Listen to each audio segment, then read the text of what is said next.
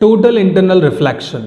ये जो इमेजेस आपको स्क्रीन पर दिखाई जा रही हैं, इन इमेजेस में आप देख सकते हैं लाइट किस तरीके से रिफ्लेक्शन कर रही है एक डेंसर मीडियम के अंदर। कहीं पर आपको लाइट वाटर के अंदर रिफ्लेक्शन करती हुई दिख रही है तो कहीं पर ग्लास स्लैब के अंदर। और इस तरह का रिफ्लेक्शन आज हम पढ़ने जा रहे हैं। इस तरह के रिफ्लेक्शन को हम बोलते हैं TIR, that's total internal reflection. तो चलिए जानते हैं कैसे ये TIR फेनोमेना होता है। So without further ado let's get the ball rolling. तो बच्चों, टोटल इंटरनल रिफ्लेक्शन को हम ऐसे समझ सकते हैं, यहाँ पर मैंने एक एयर वाटर इंटरफेस लिया हुआ है। इधर है हमारे पास एयर मीडियम और इधर है वाटर मीडियम। यहाँ पर आप देख सकते हैं एक लाइट बल्ब है। अब इस लाइट बल्ब से लाइट किस तरीके से बाहर की तरफ आएगी वो हम देखते हैं। यहाँ पर बच्चों लाइट बल्ब से हम सपोज करते हैं एक लाइट बिल्कुल वाटर लेवल के सरफेस से परपेंडिकुलर पड़ती है इस तरीके से। और जब भी कभी भी कोई भी लाइट वाटर लेवल के परपेंडिकुलर पड़ती है यानी 90 डिग्री पर, तो उस वक्त लाइट बिना रिफ्रैक्शन करे या फिर बिना डेविएशन करे उस मीडियम को क्रॉस करके दूसरे मीडियम में प्रवेश कर जाती है। आई होप आपको ये पहला इसका जो रे का एमिशन हुआ है वो समझ में आ गया होगा। अब हम लोग क्या कर रहे हैं, एक रे को किसी एक पर्टिकुलर एंगल पर एमिट करते हैं लाइक दिस। एक रे गई यहाँ से, इस जैसे ही वाटर लेवल पर आएगी, वाटर सरफेस पर आएगी, तो हम लोग यहाँ पर एक नॉर्मल ड्रॉ कर लेते हैं। अब क्या होता है बच्चों, यहाँ पर लाइट जब आई होगी वाटर सरफेस पर यहाँ पर इस पॉइंट पर, तो यहाँ पर इसने कुछ नॉर्मल से एंगल बनाया होगा, that is angle of incidence i. अब आप सभी को पता है लाइट रे अभी डेंसर मीडियम में है, वाटर में है, इसको एयर में जाना है। और जब भी लाइट रे डेंसर से एयर में जाने का कोशिश करता है तो वो बच्चों हमेशा नॉर्मल से अवे बेंड हो जाता है। आप देख सकते हैं नॉर्मल से काफ़ी दूर बेंड हो गई है, that's our refraction angle R। अब नेसेसरी नहीं है कि दो ही रे निकले, कई सारी रेज यहाँ से एमिट होंगी। एक रे को हम किसी पर्टिकुलर अलग एंगल पर फेंकते हैं। अब यहाँ से भी हमने एक नॉर्मल बनाया हुआ है। अब हमने देखा कि ये जो एंगल है ये थोड़ा स्लाइटली ग्रेटर था प्रीवियस एंगल से, ये है हमारा आई एंगल। अब लाइट रे वापस से वही केस के अंदर है, डेंसर से रेयरर में जाना चाहती है, it again band away from the normal. अब ये थोड़ा सा और ज़्यादा बैंड हो चुकी है। अब जब बच्चों लाइट रे अगले केस में जाएगी, यानी जो इसमें से और रेज निकलेंगी अलग अलग एंगल पे, और जो आगे जाने वाली रे होगी अभी ये दिस वन, ये एंगल बना रही है, मान लेते हैं हम लोग i, this is angle of incidence. अब इस बार होता क्या है बच्चों, इस एंगल ऑफ इंसिडेंस पर ये रे आपने देखा कि सर ये रे तो मुड़ती जा रही है इस तरीके से, देखिए बैंड होती जा रही है। अब इस वाले एंगल पे ये रे बिल्कुल वाटर लेवल और वाटर सरफेस को टच करते हुए निकल जाती है कुछ इस तरीके से। और यही केस हमारे लिए काफ़ी ज़्यादा इम्पॉर्टेंट होता है। कैसे, मैं आपको बताता हूँ। यहाँ पर बच्चों ये जो पॉइंट है, ये जहाँ पर ray of light water surface के एकदम हॉरिजॉन्टल मूव करके गई, ये जो पॉइंट है, इस पॉइंट को हम एक अलग नाम से बुलाते हैं। That point is called grazing emergent. That point is known as grazing emergent. और यहाँ पर बच्चों आप देख सकते हैं नॉर्मल से रिफ्रैक्टेड रे जो एंगल बना रही है वो है 90 डिग्री। नॉर्मल से रिफ्रैक्टेड रे ने कितना एंगल बनाया, 90। और जब भी कभी भी रिफ्रैक्शन एंगल 90 बनता है तो उस केस में हम अपने एंगल ऑफ इंसिडेंस को बोलते हैं critical angle. C is called as critical angle. I hope यहाँ तक आपको सारी चीज़ें समझ में आ रही होंगी क्रिस्टल क्लियर मैनर में। अब हमने बच्चों ये समझ लिया कि सर जब भी कभी भी लाइट रे डेंसर से रेयर में जाना चाह रही है और वो अगर डेंसर के लेवल से ही टच होकर चली जाए कुछ इस प्रकार, तो उस पॉइंट को हम ग्रेजिंग इमर्जेंट पॉइंट बोलते हैं। और जिस एंगल ऑफ इंसिडेंस से वो लाइट आई है उस एंगल ऑफ इंसिडेंस को हम बोलते हैं क्रिटिकल एंगल। और क्रिटिकल एंगल पे हमेशा रिफ्रैक्शन एंगल 90 डिग्री बनता है। I hope you got the drift. It's time to move ahead. अब बच्चों नेक्स्ट केस सुनिएगा।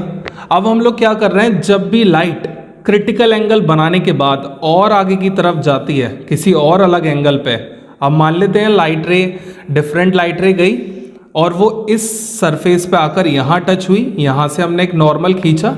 अब इस बार कुछ एक मैजिकल फेनोमेना होगा वो हमें देखना है। लाइट रे आई कुछ एंगल ऑफ इंसिडेंस आई पर, और इस बार बच्चों लाइट रे बाउंस बैक कर वाटर के अंदर ही रिफ्लेक्ट कर जाती है। I am saying reflection, reflect कर जाती है और यहाँ पर एंगल आई और एंगल आर बराबर बनने लगते हैं। और ये जो हमारे पास पॉइंट आया बच्चों, this point, that point is called TIR, total internal reflection. इस पॉइंट को हमने बोला है टोटल इंटरनल रिफ्लेक्शन। अब इस पॉइंट को टोटल इंटरनल रिफ्लेक्शन अगर बोला है तो कोई वजह ही होगा, ऐसा ही तो नहीं बोला होगा। चलिए मैं आपको बताता हूं।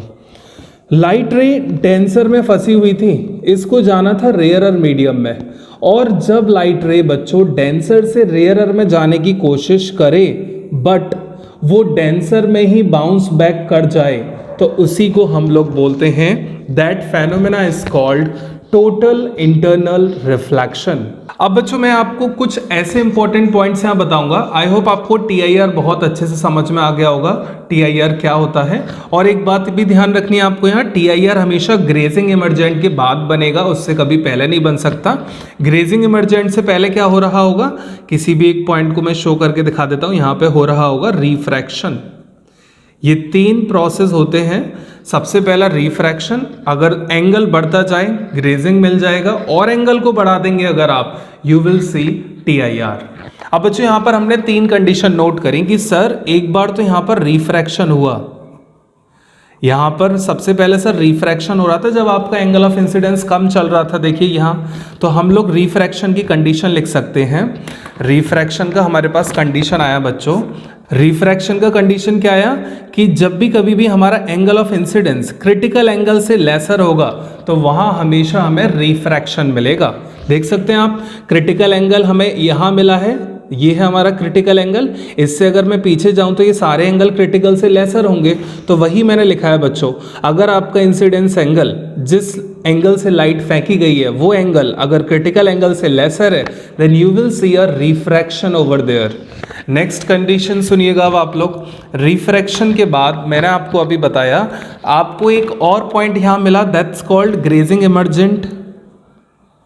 अब ये ग्रेजिंग इमर्जेंट जो आपको मिला, यहां पर हमने ऑब्जर्व किया क्या, ग्रेजिंग इमर्जेंट में हमने ऑब्जर्व किया बच्चों कि लाइट अगर क्रिटिकल एंगल पर फेंकी जाए, यानी एक ऐसा एंगल जिस पर रिफ्रैक्शन 90 मिले, यानी अगर आपकी आई की वैल्यू एकदम C के बराबर है, आपका इंसिडेंस एंगल अगर C के बराबर है, then you will get a grazing emergent. और यहाँ पर आपको रिफ्रैक्शन कितने का मिलता है जनरली, 90 डिग्री का।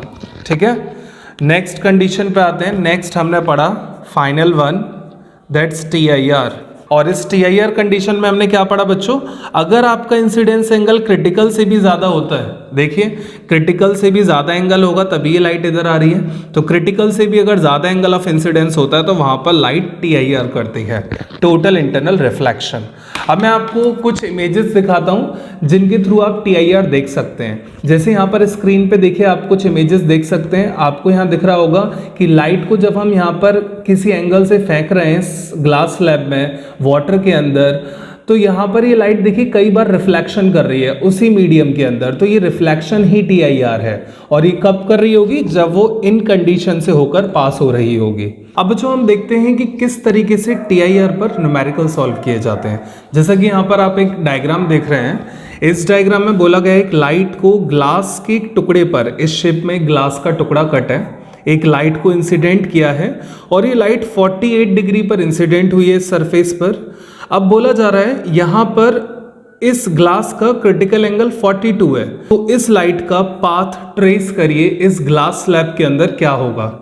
तो इस तरह के क्वेश्चन को हम करते हैं TIR मेथड से। कैसे किया जाएगा, लेट्स हैव अ लुक। सबसे पहले हम लोग इस पॉइंट को, ये जो पॉइंट दिया है इसको मार्क कर लेते हैं, दैट्स पॉइंट A। अब जो यहां पर आप सबसे पहले ये देखिए, हम लोग यहां एक कंडीशन लिखेंगे, एट पॉइंट A हम लोगों ने देखा कि पॉइंट A पर इंसिडेंस एंगल 48 डिग्री है, where as critical angle is 42 degree. अब आप इन दोनों नंबर्स को जरा कंपेयर करिए, which one is greater, angle I is greater than C। तो यहाँ पर हम लिख सकते हैं angle of incidence is greater than critical angle. और अभी a little while ago I explained, जब भी कभी भी इंसिडेंस एंगल ग्रेटर होता है क्रिटिकल एंगल से, देन वहाँ पर एक TIR नाम का फेनोमेना टेक्स प्लेस करता है। तो हम लोग अब क्या करेंगे, यहां पर इस पॉइंट से एक रिफ्लेक्शन शो करेंगे उतने ही एंगल पर जितने एंगल पर लाइट इंसिडेंट हुआ है। तो देखिए कैसे करते हैं, लाइट को हम रिफ्लेक्ट कर देंगे, लाइट बाहर नहीं जा पाएगी, अंदर ही ट्रैप हो जाएगी, और जितने एंगल से लाइट आई है उतने ही एंगल से ये बाउंस बैक होकर दूसरे सरफेस तक पहुंच जाएगी, as you can see in the diagram.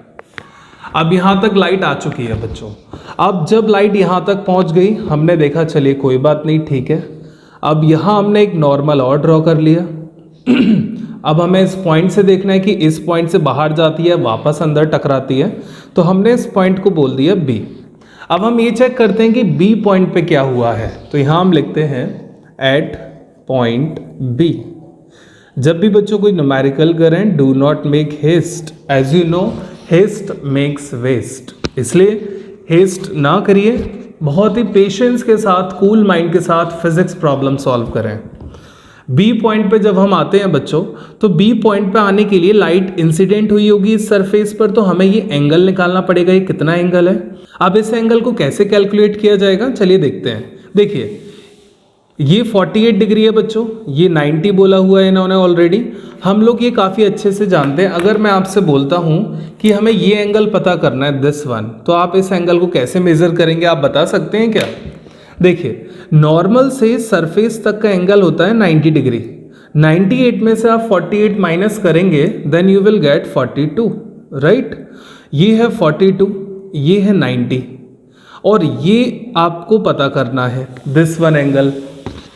इस एंगल को पता करने के लिए हम लोग क्या करेंगे, यहां पर आप देख सकते हैं एक जेड पैटर्न बन रहा है। तो जब भी ये जेड पैटर्न बनेगा तो बच्चों ये जो अल्टरनेट अपोजिट एंगल है ये हमेशा आपस में इक्वल होते हैं। तो देखिए जेड पैटर्न कैसे बन रहा है, इस मेरे पेन का आप मूवमेंट देखें, ये इस तरीके से ऐसे और ऐसे रिवर्स फॉर्म में एक जेड बन रहा है। तो ये अगर 42 है तो ये भी हम क्या लिख देंगे 42, इस तरीके से। या फिर आप कैलकुलेट भी कर सकते हैं, ये एंगल पहले निकालिएगा, 90 में से माइनस करना, then you will get the same angle 42। अब यहाँ पर ये हमें एंगल ऑफ इंसिडेंस पता लग गया बी पॉइंट पे, आई वी हैव 42। अब बच्चों आई हमारे पास 42 है और ग्लास का क्रिटिकल कितना एंगल है, बार बार हम अपने आई को क्रिटिकल एंगल से कंपेयर करेंगे बच्चों। अब यहाँ पर हम देख सकते हैं कि आई और सी दोनों ही इक्वल है। अब जब ये दोनों इक्वल हैं तो जरूर यहाँ पर क्या हुआ होगा, देखिए आप ऊपर देखिए i equal to c, you will get a grazing emergent. यहाँ हुआ होगा बच्चों हमारे पास ग्रेजिंग इमर्जेंट। और ग्रेजिंग इमर्जेंट में सिंपली क्या होता है, लाइट जो है हमारे पास सरफेस से टच होके पैरेलल चली जाती है। तो यहीं से लाइट इस तरीके से बाहर का रास्ता नाप लेगी और ये बाहर की तरफ एग्जिट कर जाएगी। ये होगा बच्चों इस लाइट का tracing of path. I hope आपको समझ में आया होगा। तो बच्चों आज के लेक्चर के लिए हम इतना ही रखते हैं। अब हम आपसे मिलते हैं सीधा अपने नेक्स्ट लेक्चर में, जो कि होगा एप्लीकेशन ऑफ TIR।